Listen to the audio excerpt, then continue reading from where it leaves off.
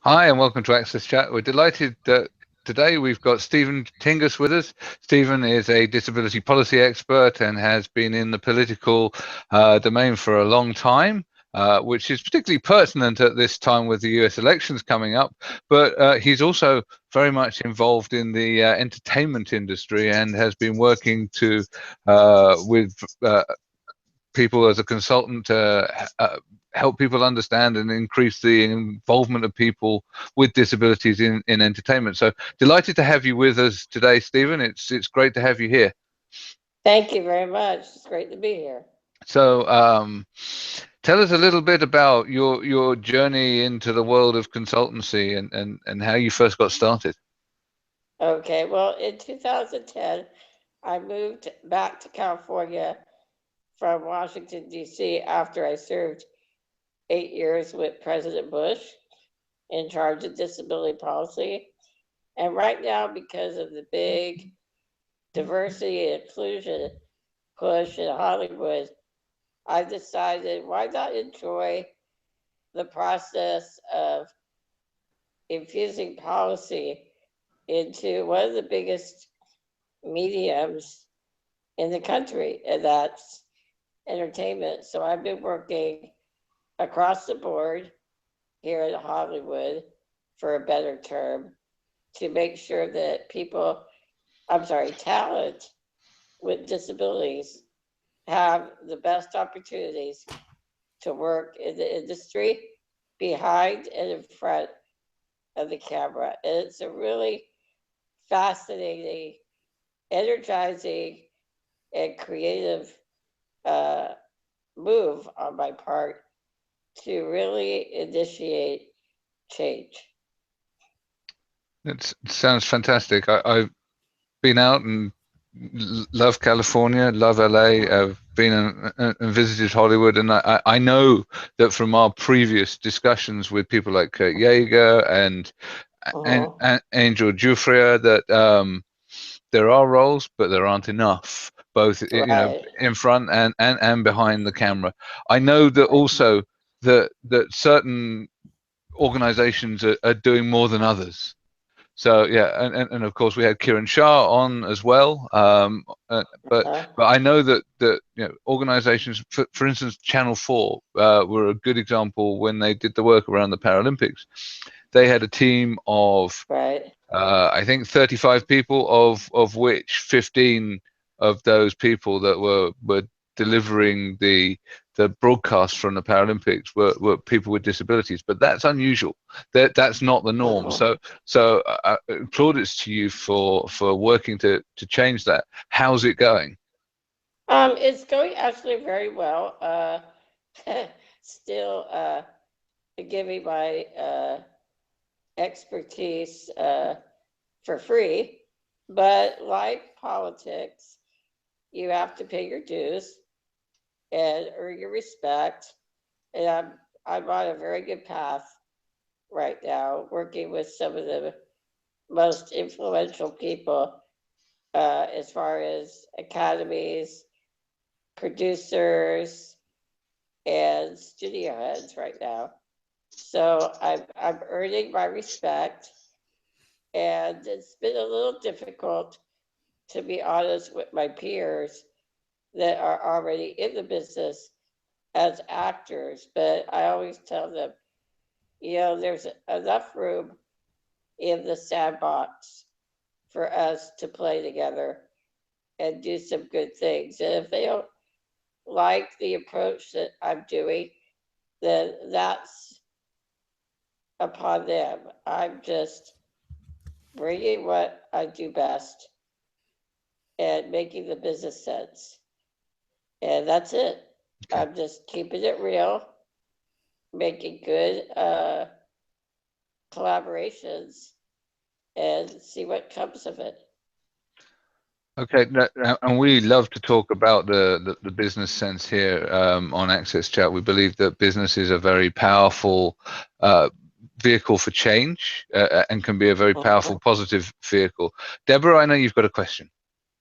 Yes, and I'm really honored to have Dr. Stephen Tingus on our program today. Stephen and I have been friends for many years. I met him when he was running, as he mentioned, he was a presidential appointee under President Bush, and he was running NIDER, which is a very important segment at the Department of Education. So I was always very impressed with Stephen. He went all over the world talking about disability, policy, employment, and inclusion, and just really empowering individuals with disabilities. And he was always bipartisan, which I appreciated, because sometimes Stephen and I vote different ways. And so I just have always really been impressed with his knowledge. And I wanted to just comment on something that Stephen had said earlier in the program about, I find often some of the leaders with disabilities don't play nice in the sandbox, and it's almost like they have a lack or a fear sensitivity. It's like, well, if Stephen's successful, then somehow that's taken away from me, which I think is ridiculous. We want Stephen to be wildly successful and filthy rich and just have such success in his career, because I would rather have someone like Stephen that really understands all the nuances of true disability inclusion, rich and, influential in the space. So it always troubles me. And that's what I like about AXSChat, because we believe in giving everybody a voice in all the different things. And I think that's why we've had the successes we've had. But Stephen, I know that not only have you had an illustrious political career, but you have, as you're doing this stuff with Hollywood, you've actually acted yourself. You've been invited to the Emmys, and you also just participated in a roundtable for Variety. And I might be using the wrong terminology, but that was pretty powerful. Do you want to talk about that for a moment? It was such a great experience. And, I mean, this morning I was talking to Craig Robinson, in charge of diversity for NBC Universal. Amazing. I mean, I got to meet Gabrielle Carteris, the president of SAG, made a great connect there. I met my friend Kagan Barris, who is the creator of Blackish, talking about possibly doing some disability specific episodes, and and I'm very close to Lee Daniels, and especially his sister Leah Daniels Butler with Empire, who's very committed to disability storylines. I haven't met Jonathan Murray yet, or the creator of Speechless, but I do support them, because across the board, I just love collaborating with people.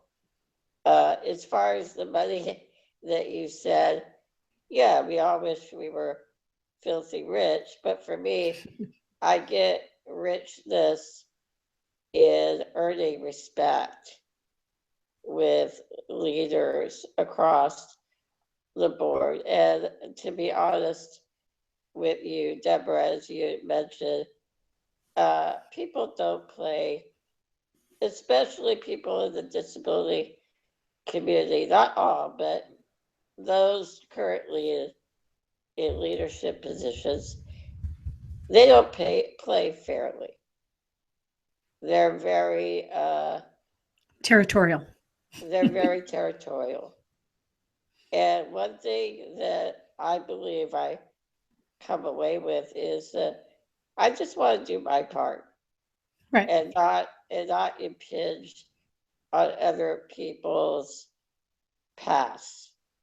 And I don't think that the disability community in DC has played fair in the past. And right. And I will also, right. Well, and I will say that I think that there's a danger of only having a few leaders talking about this. We need as many leaders as possible talking about this. Once again, that's why we created AXSChat, and we feel that AXSChat is it's something that we're talking about it from a global perspective. We're talking about all the different parts and pieces. And we think that the more people that have a voice and different perspectives, that there's a lot more value to real true inclusion. And I'm going to hand it over to my colleague Antonio, because I know he has a question for you. Okay. No, thank you, David. That's a very good point, because what we found is it's important to talk with everybody and outside the different silos and communities, because what we found sometimes is, in Europe, I can say, in my country where I'm native, in Portugal, people with disabilities talk with people with disabilities. They write in website. They have their own channels, and they rarely move that conversation to the other channels, whereas everybody. So if you want to learn about that, you need to go to them.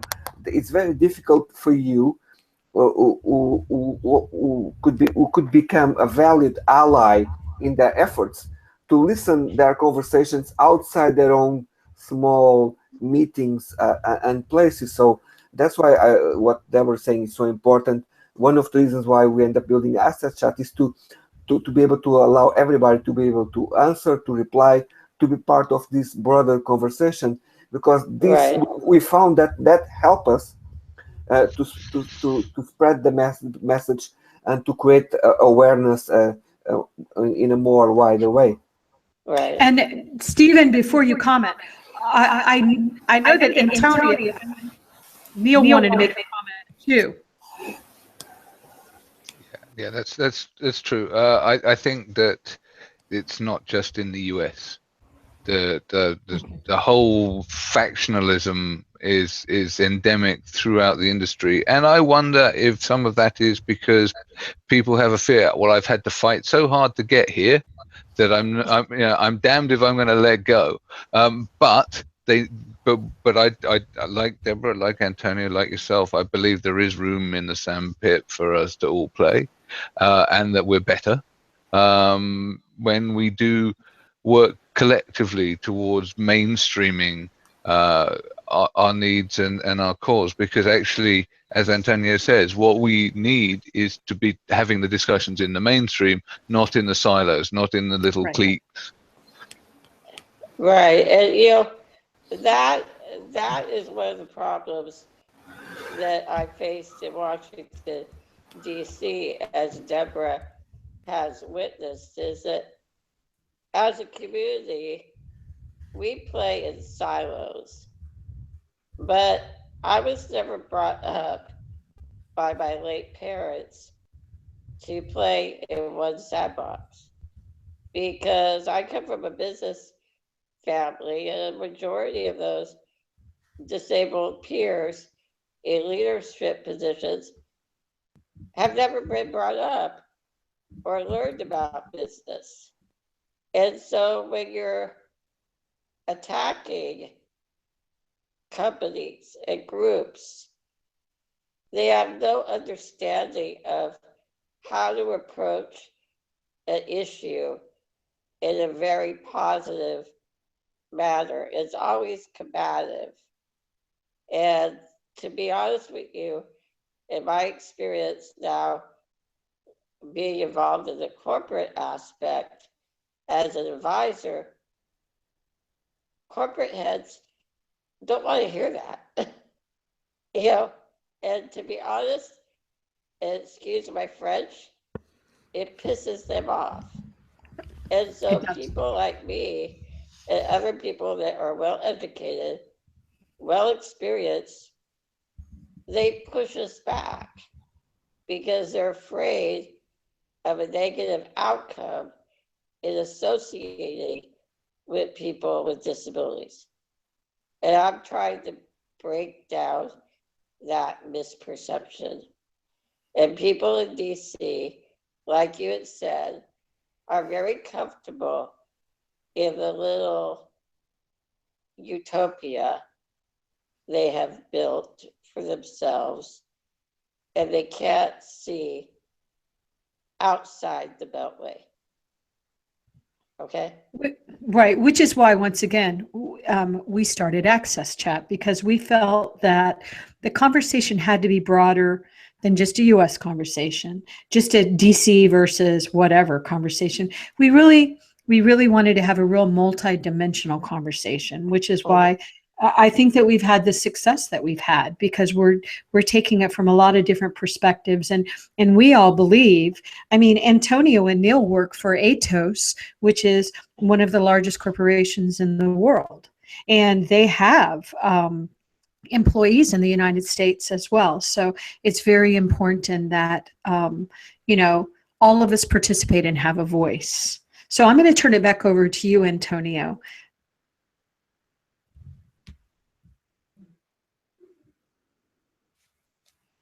I think we lost Stephen's camera. Here I am. Okay, good. Sorry Okay, about that. Okay. Okay, good.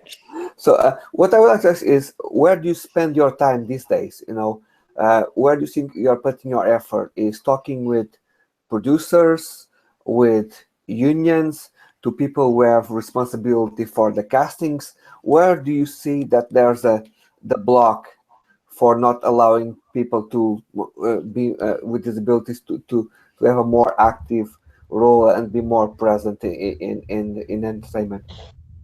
To be honest, I'm actually finding it positive to interact with people across the board. I can't say that a studio executive is any different with regard to a casting director or a producer. For instance, I don't know if I told Deborah this, but in, let's see, when was it? Last year, the creator of Twin Peaks, David Lynch, actually handpicked me to be in Twin Peaks, which is a miniseries, 25th anniversary miniseries. It starts this January on Showtime, and I'm in one very important episode with the lead, Kyle MacLachlan, and it was amazing. And David Lynch, the producer, director, creator, is very into this theory of disruption. And disruption basically is about, let's push the envelope with regard to societal issues. Let's push the envelope on issues that are uncomfortable for people. Because by pushing uncomfortable issues, we as a society are sort of like energized to engage and to give our honest thoughts. It was probably one of my most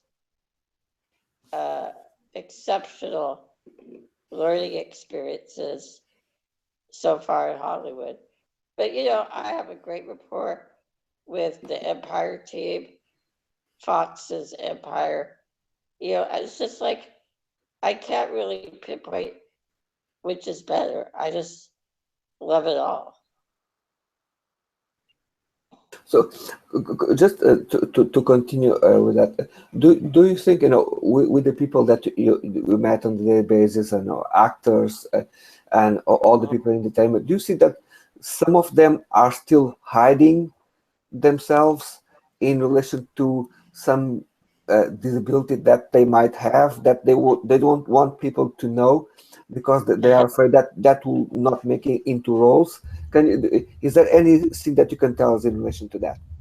Let me just tell you, everybody in America and in the world has a disability, whether they know it or they don't. Okay, so let's start off with that. Second, in Hollywood, I could say something, but I better not. But let's just say that there are people with disabilities on and off the screen.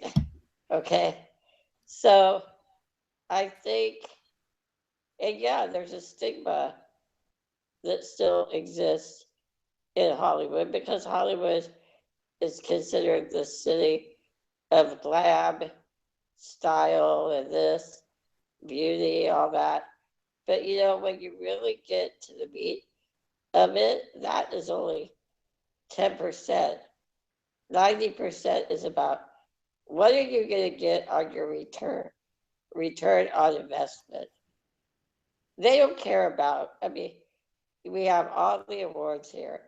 They don't care about a damn award. They care about what the bottom line is for their studio, their company, to make money. And if they can market to a community effectively and make money and yet raise their profile as doing something that is socially conscious, the better. So I think Win-win. people have a real misconception about what true Hollywood is all about.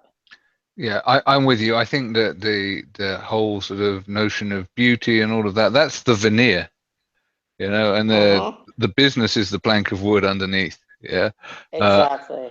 So I'm going to address the elephant in the room because it's one day before election day in the United States. I can't vote. If I would, I know where my vote would go. However, I believe that the implications of this vote go far wider than the US. But looking into the US, and you're a Republican, what do you think the repercussions of the various different outcomes could be for people with disabilities? Because I think it is quite a stark contrast. Neither candidate are popular, but I think that, you know, there's a worrying trend amongst the statements that one of the candidates has made. Yeah, well, let me just tell you, I'm a very moderate Republican that has worked and been on campaigns since President Reagan, but I have a intellectual and socially conscious based approach to electing people that are qualified to be a part in leading our country. And I am going to vote for the most qualified person that exists. This presidential cycle is ridiculous. And I'll say that publicly. People that can talk negative on both candidates are valid. So it's up to the person to elect the person that they believe will do the best for the country. And it was a hard decision this year. And I think with that in mind, I pray that whoever becomes our next president can address our issues, the disability issues, in a far more effective approach. And I don't, to be honest, as a policy expert, I don't foresee any positive change, at least for the next 4 years. And I would love to address that as well.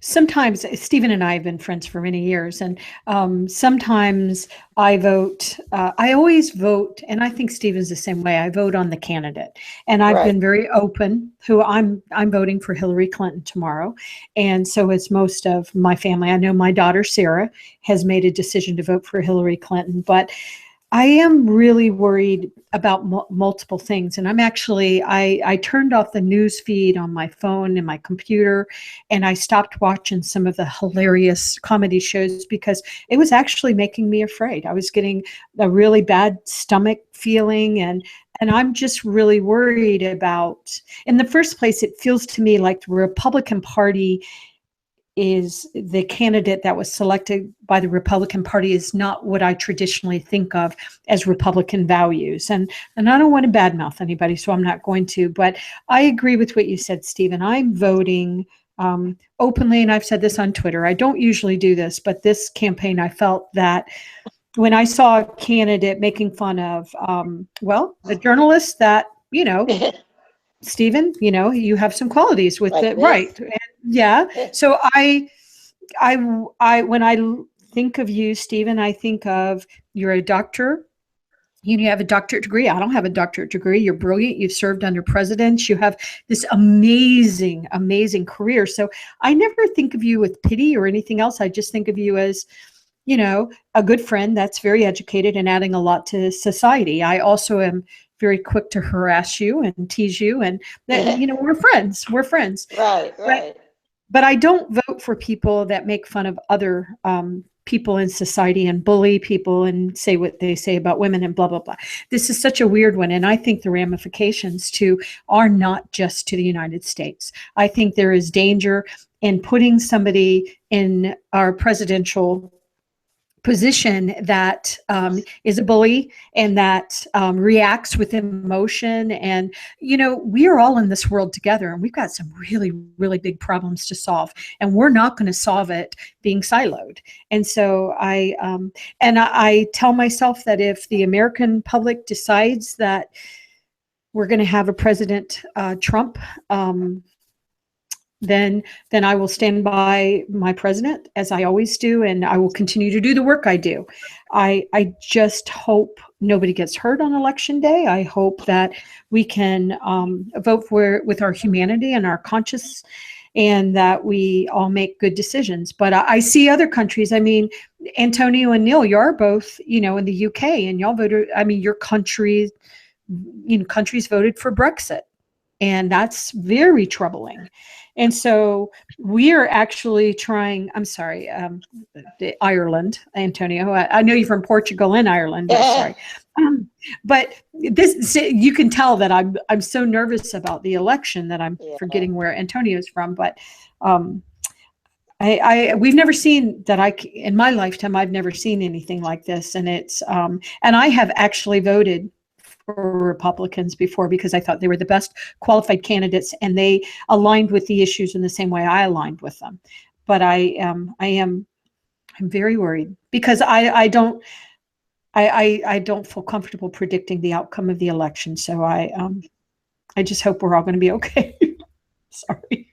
Yeah, there's a sense of depression in the United States right now. So.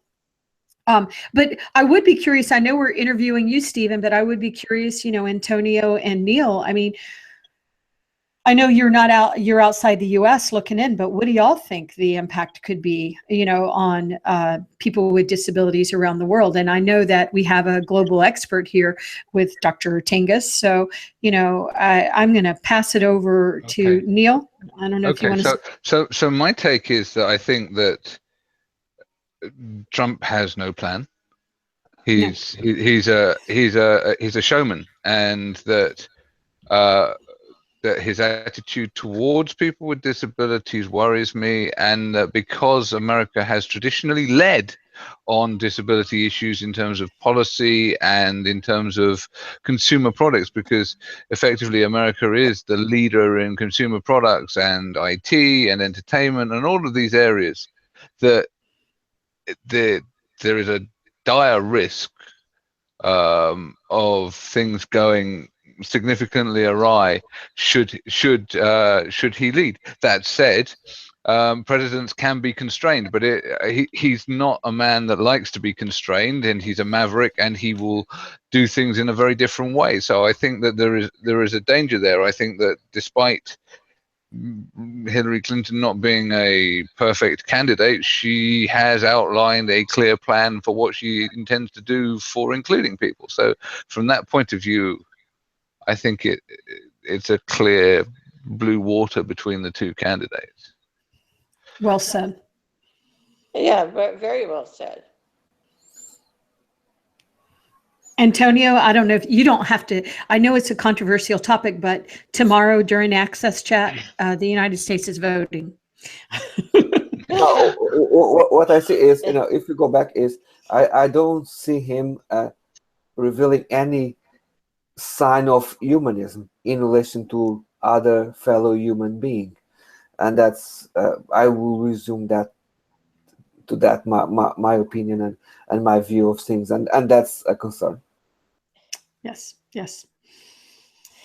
So anyway, so we will all do our best here in the U.S. tomorrow, and but Stephen, I would be curious, what as a Republican leader for many, many years, you're a well-known Right. Republican in our space, a well thought of Republican in our space. What happened? Why? I know you can't answer why the Republican Party Well, I mean, I can nominated.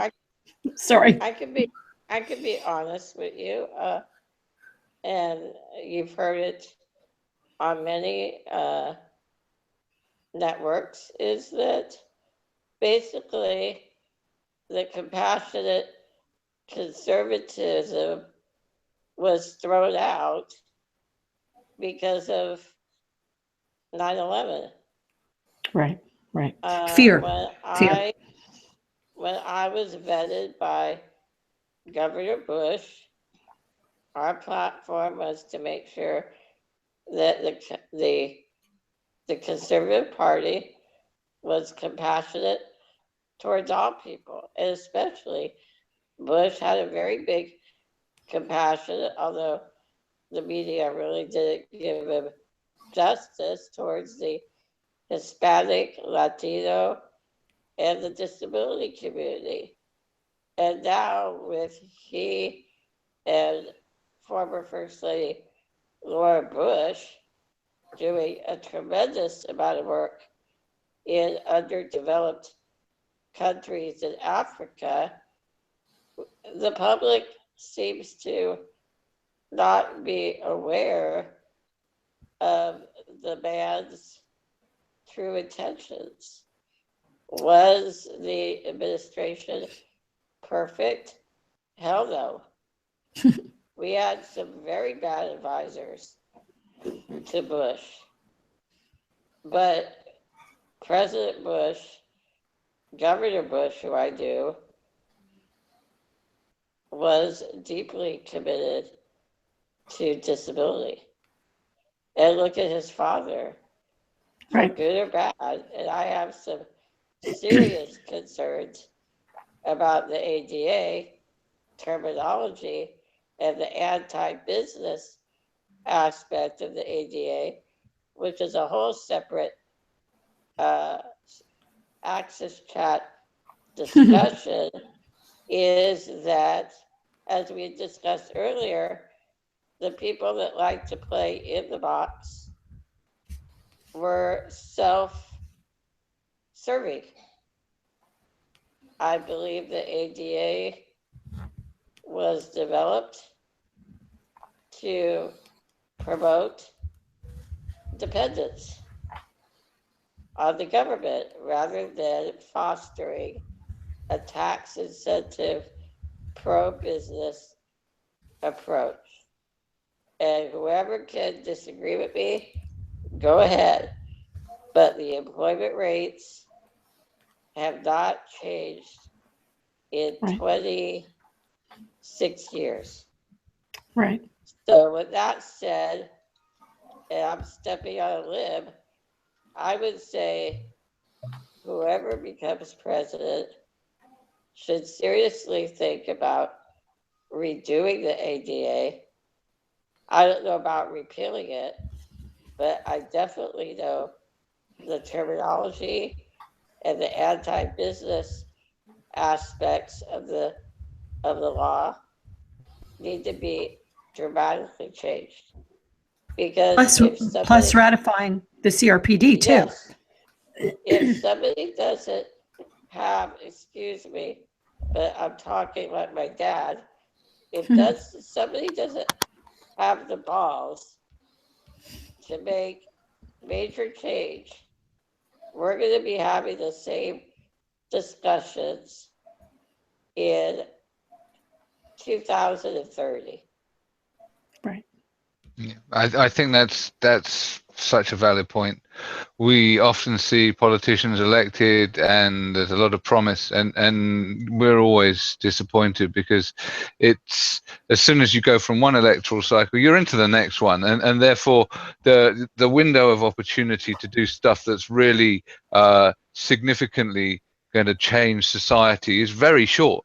You know, we're talking, you know, sometimes we talk about the first 100 days of a presidency. It really is a small window of opportunity, the very short-term cycles that we go through in politics that mean that people are always looking to the next thing, the next election, the next set of votes, and therefore I think it's something that leads us to be disappointed, that acts as a brake on progress, and it does take a brave person to, in that first flush of the new presidency or a new prime ministership, make those tough decisions and make them stick. We're at the end of our half hour now, Stephen, but it's been fascinating chatting to you, and I'm really looking forward to AXSChat tomorrow night with you on Twitter. It's been great meeting you. Thank you very much. Thank you. Thank you, Stephen. All right. Bye-bye.